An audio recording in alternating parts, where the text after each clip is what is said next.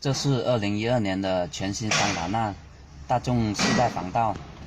现在我们示范一下怎么复制一把全新的钥匙。首先一把正常能够着车的钥匙，打开电门，把 OBD 插上去，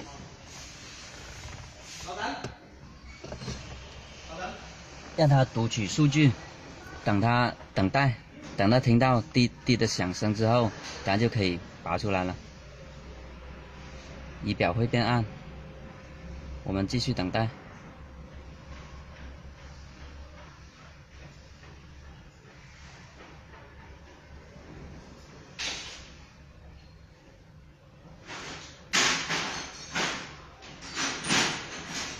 整个过程大概是几分钟。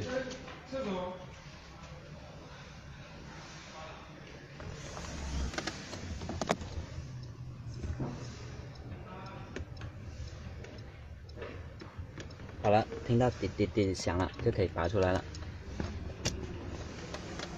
我们打开这个掌中宝，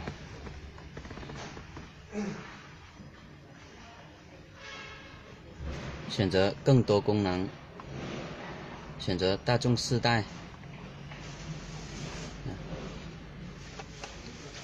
选择拷贝读取，红色的。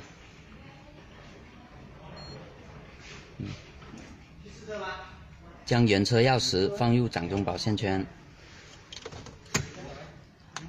摁 OK 继续读取。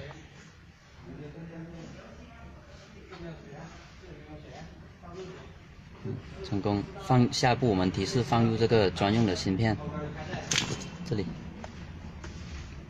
放到线圈里面，摁 OK。OK， 那么可以返回。如果是拷贝再多一把的话，可以摁 OK， 再拷下一个芯片。好了，我们然后把这个芯片放到这个开好牙的这个膜里面去验证一下。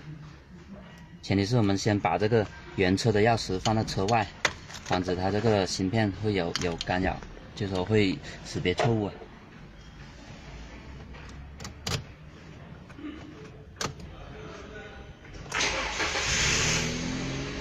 可以正常着车，结束。